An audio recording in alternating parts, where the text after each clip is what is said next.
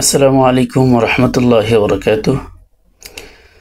আলহামদুলিল্লাহ, সম্মানিত ভিউয়ার্স, আলহামদুলিল্লাহ, আশা করি ভালো আছেন।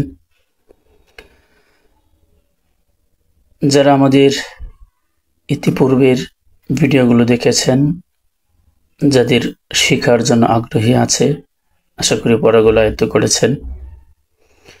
যারা আমাদের ভিডিওগুলো দেখছেন, আপনাদের প্রতি আকুল আবেদন থাকবে আমাদের চ্যানেলটাকে সাবস্ক্রাইব করবেন এবং লাইক, কমেন্ট, শেয়ার করে অন্যদেরকেও দেখার জন্য সুযোগ করে দিবেন, যাতে আপনার একটা শেয়ারে তারাও এই ভিডিওগুলো পায়।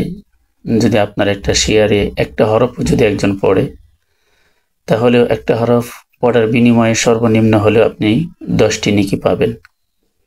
সেই সওয়াবের আশা নিয়ে আমরা এই কাজগুলো করে থাকবো ইনশাল্লাহ।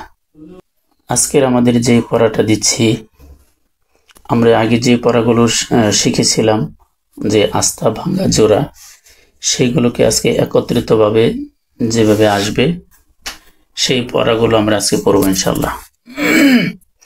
আজকের পড়া হচ্ছে বা আলিফ, হা বা, হা জিম। আমরা এখানে উপরে যেটা আগে সেটা আমরা আগে পড়ব। উপরে যেটা আছে সেটা হচ্ছে হা, নিচেটা হচ্ছে জিম।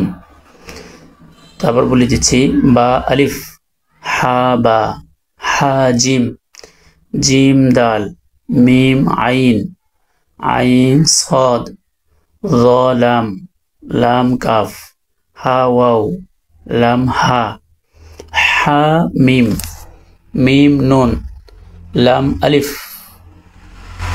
লাম হা, হা ইয়া, ইয়া সিন, কাফ বা, কফ ওয়াও, হা মিম, বা হা, ইয়া হা, তা হা, জিম র, খ দাল, সদ আইন, দদ গইন, ফা জিম, ইয়া ফা, লাম হামজা, জিম হামজা।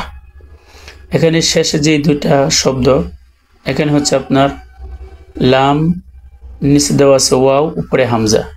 যে কোনো হরফের উপরে যদি হামজা আসে তাহলে নিচের হরফটা উচ্চারিত হয় না, হামজাটাই উচ্চারণ হয়। সেই জন্য আমরা পড়লাম লাম হামজা, জিম হামজা।